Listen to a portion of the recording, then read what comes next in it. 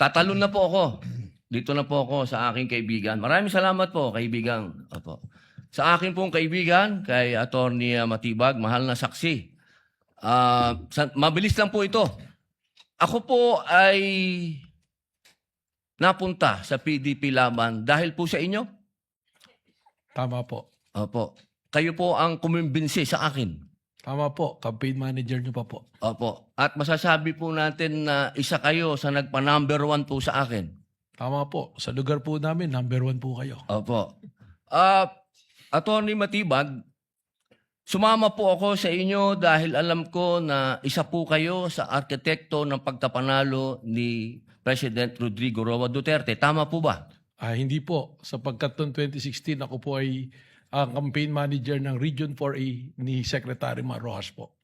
Ayun. So hindi po kayo connected nung panahon na yon kay Pangulong Rodrigo Roa Duterte? Hindi po. Opo.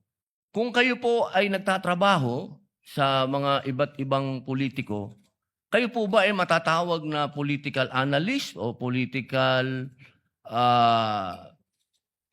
ano pang tawag po doon? Yung mga nagsasagawa, nagpapatakbo ng politika ng bawat politiko?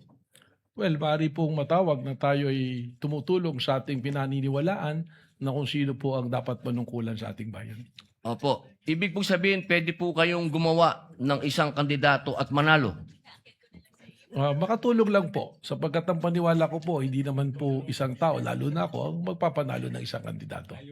Opo. So ngayon po, masasabi po natin na pwede po kayong magtrabaho bilang isang political operator? Ano po bang konteksto ng political operator? Ang ibig ko po sabihin, ako po ay nasasama sa isang political party noon. So tumutulong po tayong maipanalo ang isang kandidato ng political party. Opo.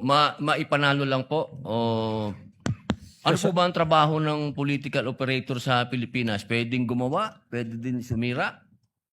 Well, ang political operator to be successful, kailangan po yung kanyang sasamahan ay magtagumpay ang kanya pong laban at advokasya. Okay. Yun lang po. Maraming salamat po, kaibigang